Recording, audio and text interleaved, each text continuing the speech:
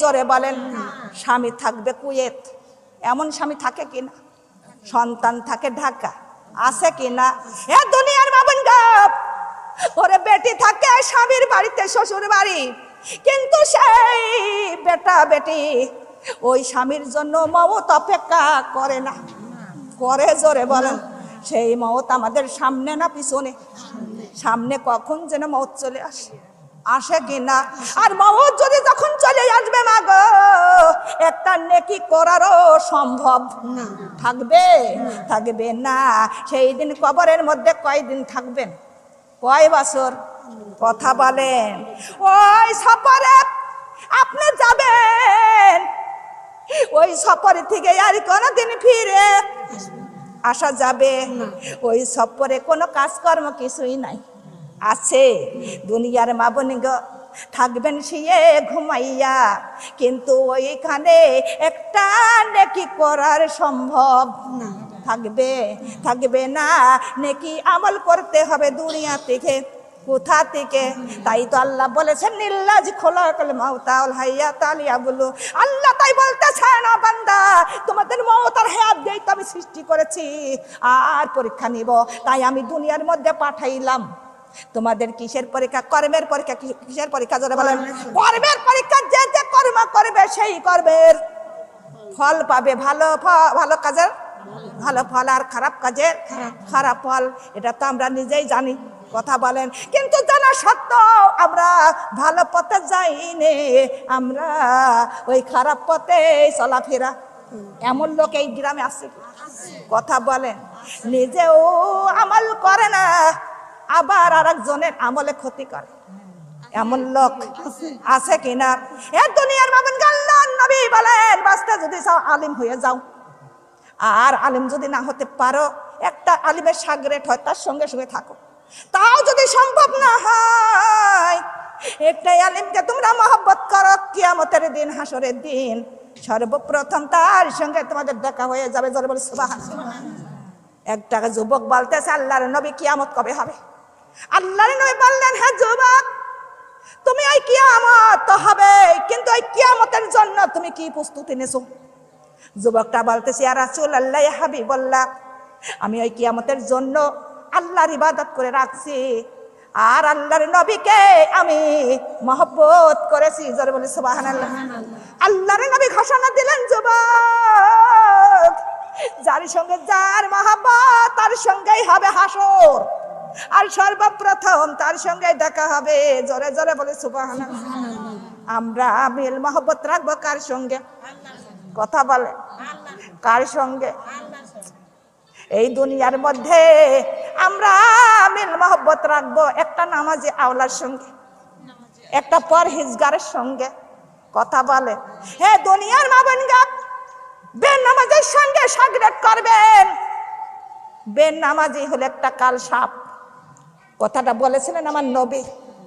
কেননা বেনামাজি একটা কাল সাপ, ওই সাপে সবল মারিয়া তোমাদের জাহান্নামে নিয়ে যাবে। জোরে বলি নাউজুবিল্লাহ। কেননা নিজেও পর্দা করে না, আরেকজনের করতেও দেয় না, কিন্তু সে আবার পরামর্শ নেয় তার কাছে। কথা বলেন। হ্যাঁ দুনিয়ার মা বোনকে এক জায়গায় যাইতে লাগলে সে বান্ধবীর ওকে ডাক দেয়। কথা বলেন। ডাক দেয় যে দেখ কাম্মা যাবো, কিন্তু পর্দা ছাড়া কোথাও বের হওয়া যাবে না। কার হুকুম? আল্লাহর হুকুম মানার দরকার আছে কিনা? আল্লাহ বলেন, ও আমি রাযাকনাহুম ইউনফিকুন। আল্লাহ বলেন, বান্দারা যা রিজিক আমি দিছি, তাই সেই রিজিক থেকে তোমরা ব্যয় করো। কি করতে বলেছি? ব্যয়। ব্যয় মানে কি? খরচ করো, দান করো। কিন্তু আল্লাহ বলেন, ওয়াইলুল লিকুল্লি হুমাযাতিল লুম্মাযানিল্লাযী জামাআ মালা ওয়াদান ইয়াহসাবুন্না মালাহু আখলাদা। আল্লাহ বলতেছেন, ধ্বংস প্রতিটি লোকের জন্য যারা সম্মুখে ধাক্কা দেয় এবং পিছনে নিন্দা করে, এমন লোক আছে? কথা বলে। ও দুনিয়ার মা বোন গো, সম্মুখে ধাক্কা দেওয়া মানে কি? আপনার বাড়ি পর একজন আসলেন, কিন্তু আপনি সুযোগ পেয়ে এমন বলাটা বললেন, তার কলেজায় আঘাত লেগে গেল। এমন বলা বলে কি না? আপনার দেশে মনে হয় নাই, আপনার গ্রামে মনে হয় নাই। হ্যাঁ দুনিয়ার মা বোন গো, আপনার সে অন্তরে কষ্ট পেলো, কলিজায় আঘাত পাইলো, কিন্তু তার মুখে একটা কথা বলার ক্ষমতা নাই, কিন্তু সে তো হয়ে গেল অপমান। কথা বলেন, অপমান। কিন্তু দুনিয়ার মা বোনগা, এটাই আল্লাহ কোনদিন পছন্দ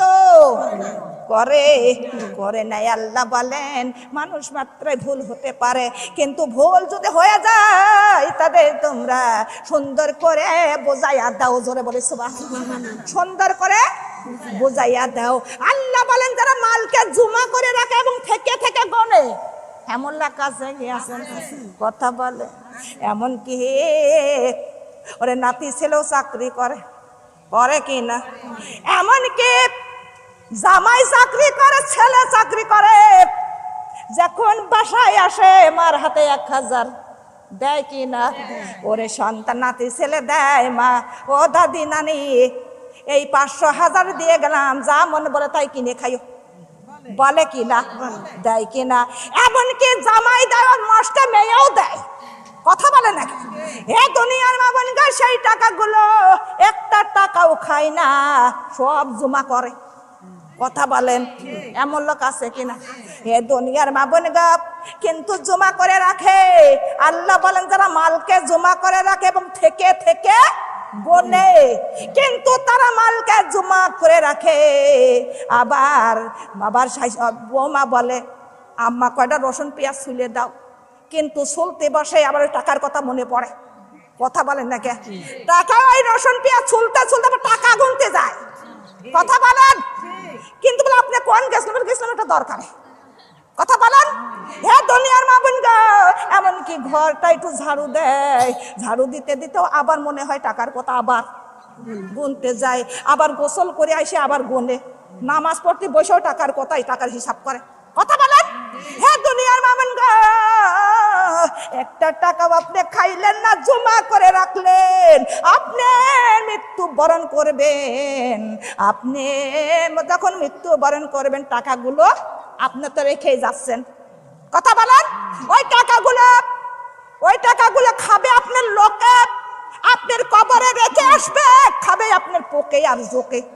কথা বলেন ঠিক না বেটে? যা দিব হাতে তাই যাবে সাথে। কিন্তু এই দানকারী আল্লাহ পছন্দ করেন। দুনিয়ার মা বোন, একটা কথা মনে পড়ে গেল, কিন্তু একজন ছিল বিরাট বড় লোক। দুনিয়ার মা বোন গো, বড় লোক ছিলেন, শুধু ভোনা গোশ, মাছ, ডিম, ভালো মন্দ খাওয়া মানুষ আছে কি? কথা বলেন। আবার এমন লোক আছে 3 দিন, ওরে 7 দিনের মধ্যে কোনো ভালো খাবার ছোটে না। এমন আছে, এমন লোক এখন পৃথিবীর মধ্যে আছে, এমনকি একদিনও তার আহার জটে না। মালিক কে? কথা বলেন, আমার আল্লাহ। এটা পরীক্ষা নেই। সবারই যদি ধনী বানাইতো, আপনি কামলা দেওয়ার জন্য কামলা মানুষ কোনোদিন খুঁজে পাইতেন না। পাইতেন? জোরে বলেন। আপনি যদি সবাই যদি ধনী হয়তো, আপনি রিক্সায় ওই বাসে চড়তে পারতেন না। কেউ কি ভ্যান চালাইতো? কথা বলে। কেউ কি কামলা দিত? কেউ দিত না। তাই আল্লাহ তাআলা পৃথিবীর মধ্যে সব শ্রেণীর লোকই রাখে দেখেছেন, সব শ্রেণীর লোকই কাজে লাগে। কথা বলেন, হে দুনিয়ার মা বোনগা, কিন্তু আসে কথাটা মনে পড়ে গেল, বড় লোক ছিল, ওই ভুনা গোশ মাছ বিবির সাথে করে খাচ্ছেন। এমন সময় জানালার ফাঁক দিয়ে একটা ফকির এসে হাঁক দিয়েছে, দিয়ে বলতেছেন আজকে 3 দিন অনাহারে, আমি 3 দিনের মধ্যে কিছু খাই নাই, কিন্তু আমার কিছু খাইতে দাও, ক্ষুধার জ্বালা তো সইতে পারে না।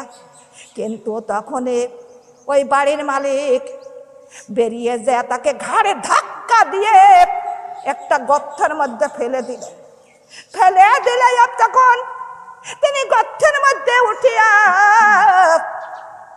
কিন্তু কষ্ট মনে রেখে 2 চোখের পানি ছেড়ে দিয়ে লোকার কাছে।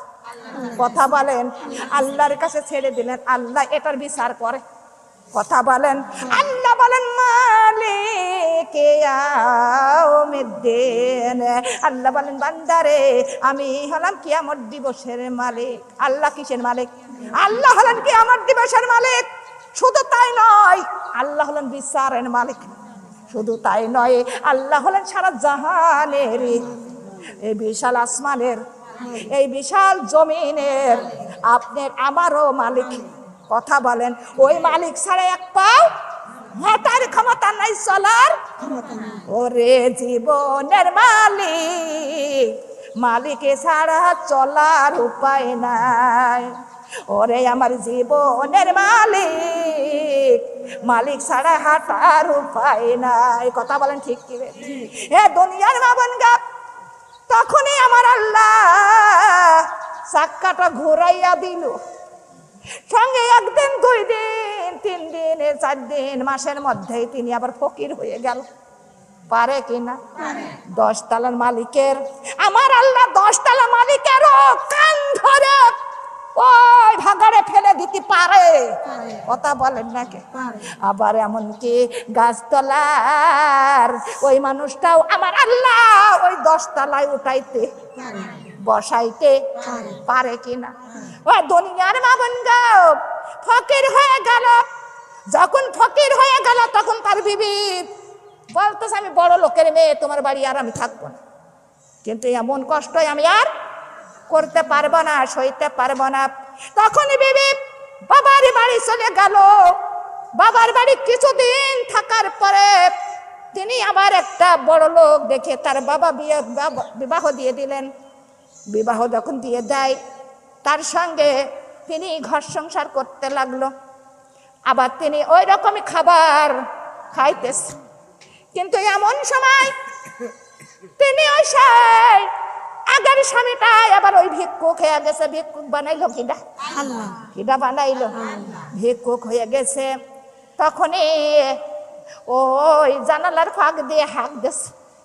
হাঁকে দিলে পারে তখন স্বামীটা বলতেছে, বিবি, কিন্তু সে তো অভাব জানে কিনা, কিন্তু বলতেছে, বিবি তুমি ওই ফকিরটা ভিক্ষুককে তুমি আমার পাশে রুমে বসতে দাও। বসতে দেওয়ার আমরা যা রান্না বাড়া করেছি তুমি তার তৃপ্তি পিঠে খাওয়াইয়া দাও, তৃপ্তি ভরে খাওয়াইয়া দাও। কিন্তু তখন বিবি ওই পাশের দরজাটা খুলে দিলেন। তখনই যা বসে আছেন, আর বিবি তখন ওই খাবারগুলো নিয়ে সামনে দিতে গেলেন। সামনে দিতে যে এক নজর চোখ তাকাইলেন, এক নজর ওই ভিক্ষুক করে তাকাইলেন। তাকানোর পরেই তিনি আর সহ্য করতে পারলেন না। তিনি হলেন 2 চোখের পানি ছেড়ে দিয়ে কাঁদতেছেন। কাঁদতে কাঁদতে ঘরের মধ্যে তিনি কাঁদেন। স্বামী বলে, বিবি কাঁদতেছ কেন, কি হয়েছে? কোনো কথা বলে না, শুধু কান্দে। কিন্তু বলতেছে, বিবি রে তুমি কান্না থামাও, তোমার কি হয়েছে আমার কাছে বলো। বলতেছে, এমন কথা বলতে পারবো না, কিন্তু কেমন করে বলবো। এই কথা বলতে বলতে বিবি অজ্ঞান হয়ে পড়ে গেল। অজ্ঞান হয়ে পড়ে যাওয়ার পরে স্বামী তার আদর যত্ন করার পর জ্ঞানটা ফিরে গেল। বলতেছে, বিবি রে তুমি এই ভিক্ষুকের তুমি খাবার দিতে যাইয়া তোমার কি হইল, আর তুমি কেন এমন করতেছো, তুমি কেন অজ্ঞান হয়ে পড়ে গেল, আমার কাছে সমস্ত কথা খুলে বলো। বিবি তখন কাঁদতেছেন। কাঁদতে কাঁদতে সমস্ত কথা খুলে বলতেছে, এই স্বামী, কিন্তু আমার আগেকার স্বামী ছিলেন, কিন্তু এমন বাচ্চা ছিল, এমনকি তার কত টাকা পয়সা কোটিপতি। আমার আল্লাহ তাআলা 1 মাসের মধ্যে আবার পথে নামাইয়া দিয়েছে, ওরে পথের ভিখারি বানাইয়া দিয়েছে। আর এইটাই আমার প্রাণে কলেজায় সহ্য নিচ্ছে না। এই কথা যখন বললেন কেন এমন হয়েছিল, বলে একটা ভিক্ষুককে আমার এই স্বামী অহংকারে ওই ভিক্ষুকের ঘাড় ধরিয়া একটা খাদের মধ্যে ফেলে দিয়েছিল, একটা গর্তের মধ্যে। কিন্তু এই অবস্থা করার কারণে আমার আল্লাহ আমার স্বামীকে আবার ওই ফকির বানাইয়া দিয়েছে। জোরে জোরে বলি সুবহানাল্লাহ। তখন এই পরের স্বামীটা বলতেছেন, বিবি, কিন্তু সেই ফকিরটাই তো ছিলাম আমি। ও বিবি, কিন্তু তোমার জানালার পাশে যা হাত দিলাম আর আমার এইভাবে ফেলে দিয়েছিল। 1 দিন 2 দিন 7 দিন চলে যায়, 7 দিন পরে আমার কোথা থেকে যেন যে কাজে হাত দিয়ে আমার 50,000, এমনকি 1 লাখ হতে হতে 2 লাখ, 2 লাখ হতে হতে 50 লাখ, একবারে কোটি হয়ে গেল। জোরে বলে সুবহানাল্লাহ। আমার আল্লাহ বলতেছেন, হে দুনিয়ার মানুষ, তোমরা অহংকার করো না। ওই মালা মাটি হলেন আমার। কার? ওই মালামাটি আমার আল্লাহর, ওই দালান কুটাই আমার আল্লাহর। আল্লাহ বলে 10 তালা নিয়ে তোমরা বড়াই কইরো না। তোমার সন্তান চাকরিজীবী তো, মাস্টার, ইঞ্জিনিয়ার, ব্যারিস্টার, মুক্তার হাকিম, কিন্তু ওই সন্তানের মালিকও আমার আল্লাহ। কথা বলেন, ওই সন্তানে অহংকার করো না। ওই সন্তানে আমার আল্লাহ ক্ষণিকের মধ্যে, কথা বলেন, ওই সন্তান ক্ষণিকের মধ্যে আপনার সামনের থেকে আল্লাহ নিয়ে যেতে পারে। কথা বলেন। আর ওই 10 তলার উপর থেকে আপনার কান ধরে আমার আল্লাহ খাদে নাবায়া দিতে পারে কিনা? হে দুনিয়ার মামুনগা, এই হাদিস থেকে আমাদের সবার বোঝার তৌফিক দান করুক। সবাই বলে আমিন। দুনিয়ার মামুনগা, তাহলে আমরা শিক্ষা নেব, কিন্তু আমরা একটা গরিব কাঙ্গালকে দেখলেও আমরা যদি দিতেও না পারি, তাদের সাথে ভালো ব্যবহার করতে হবে। আদেশ টাকার, কথা বলেন। কিন্তু বড় লোকের মালিক হয় আমার, আবার ওই ফকিরের, কথা বলেন, ওই ফকিরের মালিক, মিসকিনের মালিক আমার আল্লাহ, এতিমের মালিক আমার আল্লাহ, সবার পারে সমান অধিকার। কথা বলেন। আমার যেমন আল্লাহর পর অধিকার, আপনারও তেমন অধিকার। কিন্তু সারা জাহানে ফকির, মিসকিন সবারই অধিকার একই। কথা বলেন, ঠিক কি? হে দুনিয়ার মাবন কাপ, আমার আল্লাহ এই মানুষের মতো না, বেঈমান। কিন্তু দেখেন পৃথিবীর মধ্যে, দুনিয়ার মধ্যে কতজনের 2-3টে সন্তান আছে, কিন্তু এমন বাবা মাই আছে একটারই দেখ নাই মনে হয় দেশে আছে, কিন্তু দেওয়া যাবে না। যতটুকু হক তার ততটুকু দিতে হবে। কার আদেশ? কথা বলেন, আমার আল্লাহর আদেশ। আবার সন্তানেরও মা বাবার উপরে, মা বাবার উপরে সন্তানের হক, আবার সন্তানের উপরে মা বাবার হক। কথা বলেন, কথাটা কার? কার কথা? আল্লাহর কথা। আল্লাহর কথাই আমরা প্রতিটি মুহূর্তে যদি আল্লাহর কথাই আমরা শুনি এবং মানি, তাহলে আমাদের সংসারে, আমাদের বাড়িতে, দেশে, গ্রামে, আমাদের এই সারা জাহানের মধ্যে কোনো অশান্তি না, কোনো অভাব অনটন, কোনো অশান্তি হতো না। হে দুনিয়ার মাবন গাপ, কিন্তু আল্লাহর কথাই আমাদের মানার দরকার। আছে কিনা যারা বলেন? আছে কিনা? একটা ছিল ডাকাত। কি ছিল? ডাকাত। কিন্তু ডাকাত, তার নাম ছিল কুরেদি ডাকাত ছিল, বড় ডাকাত। কিন্তু সেই বড় ডাকাত ছিল, তার পিছনে আবার লোকজন থাকে না? কথা বলেন, 1 লাখই ডাকাতি করা যায়? কিন্তু সে বড় ডাকাত, ডাকাতের নেতা, ডাকাতের সর্দার। কিন্তু তার পিছনে আবার ছিল কলেজ বন্ধু 3 জন। কয়জন? 3 জন। কিন্তু ওই ডাকাতটা রাতে ডাকাতি করলেন। ডাকাতি করিয়া পথ দিয়ে যাইতেছেন, যাইতে যাইতে ক্লান্ত হয়ে গেল। একটা গাছের তলায় তিনি বিশ্রাম নিতে লাগলো। বিশ্রাম নিতে লাগলেন, এমন সময় দেখতে পারলেন 3টি খেজুর গাছ। কয়টি খেজুর গাছ? 3টি খেজুর গাছ। 2টা খেজুর গাছে খেজুর পাইকে পাইকে আছে, আর একটা খেজুর গাছ মরা। একটা খেজুর গাছ মরা, শুকনো। কিন্তু তিনি দেখতে পারলেন কয়টা পাখি ওই খেজুর নিয়ে নিয়ে ওই মরা গাছে, শুকনো গাছে খালি যাচ্ছে, আবার খেজুর নিতে আসে, আবার ওখানে যায়, আবার খেজুর নিয়ে যায়। কিন্তু এই দৃশ্য ওই বড় ডাকাতটা দেখতেছে। দেখতে দেখতে মনের মধ্যে জেগে উঠলো, মানে যে ওই পাখি খেজুর, ওই খেজুর নিয়ে নিয়ে ওখানে কার কাছে দিয়ে আসে, একটু দেখবো। কিন্তু চলে গেল ওই মরা শুকনো খেজুরি গাছের গোড়ায়। যেয়ে তখন তাকাইলেন, তাকায় দেখে একটা অন্ধ, একটাই অজাগার সাপ, আর সাপটা হা করে আছে। আর ওই পাখিগুলো খেজুর নিয়ে নিয়ে ওই অজাগারের মুখে তুলে তুলে দিচ্ছে। জোরে বলে সুবহানাল্লাহ। অজাগারটা কে সৃষ্টি করেছে? কথা বলেন। আহারও কে যোগায়? কথা বলেন। আল্লাহ। কিন্তু তখন ওই ডাকাত বলতেছে, হযরত মুহাম্মদ সাল্লাল্লাহু আলাইহি ওয়াসাল্লাম আমার নবী এই সাপকে তো মারার আদেশ দেশে কিনা? সাপের নাম মাইটে দেখলি মারো খাইতে, কিন্তু সাপটা কারো ছাড়ে না, ছাড়ে। কিন্তু সেই সাপের আমার আল্লাহ রিজিক জোগাড় করে দিচ্ছে। আর আমরা হলাম মানুষ, আমার আল্লাহকে আমাদের আহার রিজিক কি জোগাড় করতে পারে না? কথা বলেন। কিন্তু পারে। এই কথাটা ওই ডাকাতির মনের মধ্যে তোড়পাড় করতে লাগলো। তোড়পাড় করতে করতে তিনি হাঁটতেছেন, হাঁটতে হাঁটতে যাচ্ছেন, কোনো কথা নাই বার্তা নাই। দেখেন তিনি আরেক জায়গায় যা বসলেন, বসে শুধু ওই কথাটাই ভাবতেছে। কিন্তু একটাই অন্ধ, একটাই জায়গার সাপের মুখে আমার আল্লাহ খেজুর রিজিক দিচ্ছে। আল্লাহ ছাড়া কেউ পারে? কথা বলেন। কেউ পারে না। তখন ওই বড় ডাকাতটা কি করলেন? তার তরবারিটা নিজের শক্তি দিয়ে ভেঙে টুকরো টুকরো করে ফেলে দিল। সবাই বলে সুবহানাল্লাহ।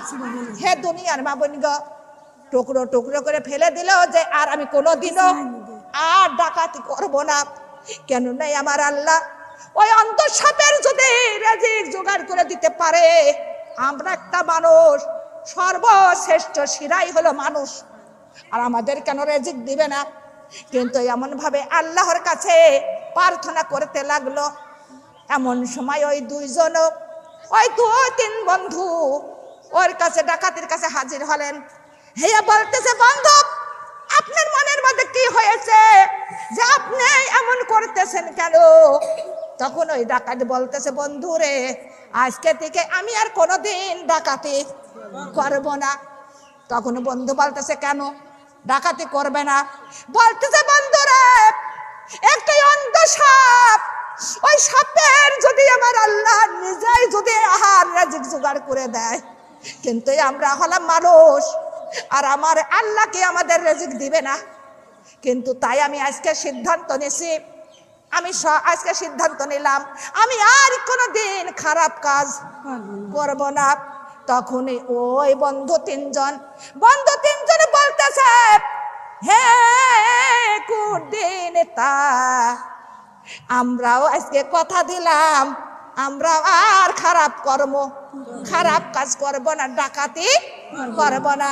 ওরাও 3 বন্ধু ওই তরবারিটা ভেঙে টুকরো টুকরো করে ফেলে দিল। ফেলে দিয়ে হাঁটতেছেন, 3 জনা হাঁটতেছেন। হ্যাঁ দুনিয়ার মা বোন গো, হাঁটতে হাঁটতে যায়। কিন্তু যেমন খারাপ কাজেরও নেতা ছিল, এমন ভালো কাজেরও নেতা হয়ে গেল। জোরে বলে সুবহানাল্লাহ।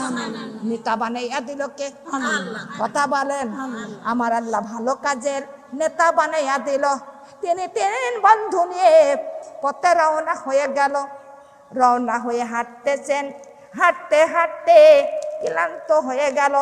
ক্লান্ত হইয়া তিনি ওখানেই তখন বসে আছেন। এমন সময় দেখলেন তীর, তখন যুদ্ধর ট্রেনিং নিচ্ছেন। নিতে নিতে তীর ধনুক বানানোর পরে তীর মারতে লাগলো। তীর মারার জন্য তীর মারতেছে, টেরাই করতেছে। এমন সময় একটা বৃদ্ধ মহিলার ছেলের গায়ে যে লাগলো। ছেলের গায়ে যখন লাগলো, ওই ছেলের গায়ে দিয়ে দরদর করে রক্ত পড়তেছেন। তখন ওই ছেলেটা তখন বলতেছে, ওই মহিলাটাই এসে বলতেছে, আমার সন্তানের তুমি কেন তীরে মারে দিলে? কিন্তু এই সন্তান ছাড়া তো আমার আর দুনিয়ার মধ্যে কেউ নাই। কিন্তু ওই বৃদ্ধ মহিলা কিন্তু আগে তার স্বামীটা মারা গেছে, কিন্তু ওই ছেলে ছাড়া আর কেউ নাই। হে দুনিয়ার মা বোন গো, কুদ্দি তখন হাঁটতেছেন, হাঁটতে হাঁটতে যাইতে যাইতে দেখেন একটা বৃদ্ধা মহিলা চলে আসতেছেন। আসতে আসতে কিন্তু কুদ্দির সঙ্গে দেখা হয়ে গেল। দেখা হইয়া বলতেছে, এর মধ্যে কি কুদ্দি নামে কেউ আছে? বলে আছে। বলতেছে তার আমার দরকার। বলে কেন? বলতেছেন আমি আজকে 3 দিন ধরে আমি স্বপ্ন দেখতেছি আমার রাসূল করিম সাল্লাল্লাহু আলাইহি ওয়াসাল্লাম আমার সামনে এসে বলতেছেন, কিন্তু কুদ্দি নামে একজন আছে, তাকে তোমার ছেলে মারা গেছে, ওই ছেলের যে কাপড় চোপড়গুলো আছে তুমি তাকে দান করে দাও। জোরে বলে সুবহানাল্লাহ। তাই আমি আমার সন্তানের যত টাকা পয়সা, যত জামা কাপড় ছিল আমি কুদ্দিকেই, ওই ডাকাতকেই দিয়ে দিলাম। জোরে জোরে বলে সুবহানাল্লাহ। হে দুনিয়ার মা বোন গো, কিন্তু আল্লাহ তাআলা কিন্তু কখনকার ঈমান ফিরে দেয় কিন্তু জানে না। দুনিয়ার মা বোন গো, সেই বৃদ্ধ মহিলার কিন্তু ওই ছেলেটার গায়ে দিয়ে তখন দরদর করে রক্ত পড়তেছিলেন, কিন্তু তখন ওই ডাকাত তখন ওই বৃদ্ধ মহিলার হাত পা জোড়া ধরলেন, বলতেছেন আমি তো ইচ্ছে করে মারি নাই, কিন্তু আপনার সন্তানের যত রক্ত ঝরেছে আমার গায়ে থেকে আমি তত রক্ত দিয়ে দিব, আমি সমস্ত চিকিৎসার টাকা পয়সা দিব, দরকার হলে কিডনি বেচবো, দরকার হলে গায়ের রক্ত বেচে আপনার সন্তানকে আমি চিকিৎসা করাইব। চিকিৎসা করাইলেন, চিকিৎসা করে ভালো হয়ে গেল। তখন বলতেছে, হে বৃদ্ধা মা, তুমি আজকের থেকে আমার মা, কিন্তু এটা আমার হয়ে গেল ভাই। কিন্তু তোমার তখন বৃদ্ধ মহিলাটা বলেন, কিন্তু এতদিন ছেলে আমার একটি ছেলে, এখন আমি পেয়ে গেলাম 2টি ছেলে। জোরে বলে সুবহানাল্লাহ। কখনকার ঈমান আল্লাহ দেয় কেউ বলতে পারে? জোরে বলেন লা ইলাহা, লা কালিমা লা ইলাহা আল্লাহ আল্লাহ আল্লাহু লা ইলাহা ইল্লাহু আল্লাহ আল্লাহ আল্লাহু লা ইলাহা ইল্লাহু। আল্লাহ যদি আমার হয়, মাওলা যদি আমার হয়, মওতের আবার আমার কিসের ভয়? আল্লাহ আল্লাহ আল্লাহু আল্লাহ বড় দয়ালু। আল্লাহ আল্লাহ আল্লাহু আল্লাহ বড় দয়ালু। মাওলা যদি আমার হয়, রাসূল যদি আমার জামিনদার হয়, কবর আবার আমার কিসের ভয়? আল্লাহ আল্লাহ আল্লাহু আল্লাহ বড় দয়ালু। আল্লাহ আল্লাহু আল্লাহ বড় দয়ালু।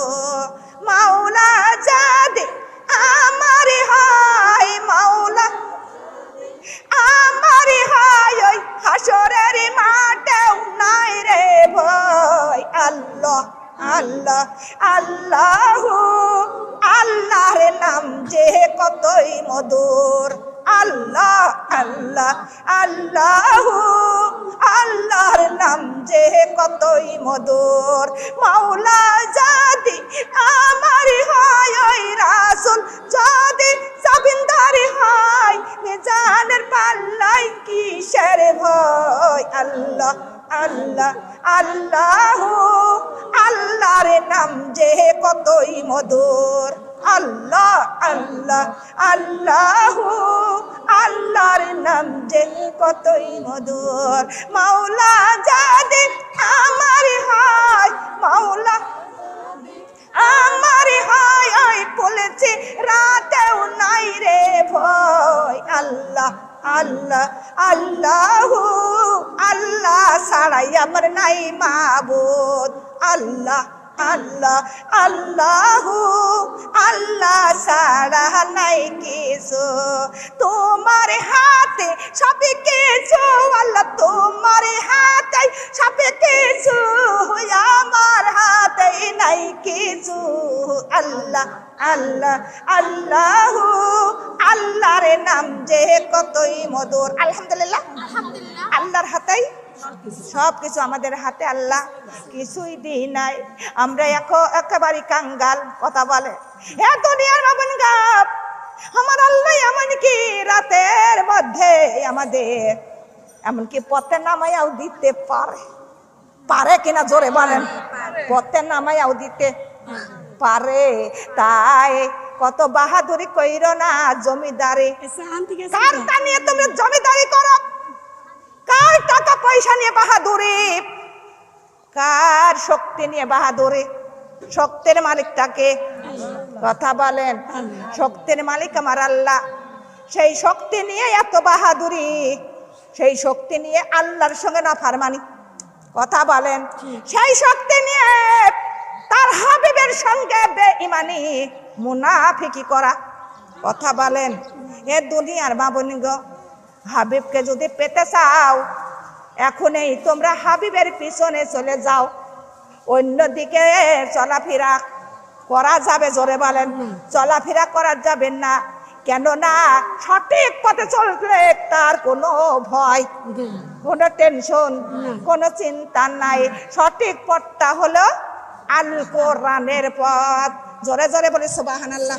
হে দুনিয়ার মাবেন আল্লাহ বলেন, ইন্নাল্লাযিনা কাফারু সাওয়াউন আলাইহিম আ'আনজারতাহুম আম লাম তুনজিরহুম লা ইউমিনুন। আমার আল্লাহ বলতেছেন, বস্তুত যারা কাফের তাদের ভয় দেখাও, তোমাদের ভয়ে কোনোদিনে ঈমান আনবে না। কথা বলেন ঠিক না বে ঠিক? কাফেরের কি কোনো মওতের ভয় আছে? কবরের ভয়, জাহান্নাম দোজকের ভয় আছে? ওরা তো হলো বেঈমান। কথা বলেন, আল্লাহর নবী বললেন,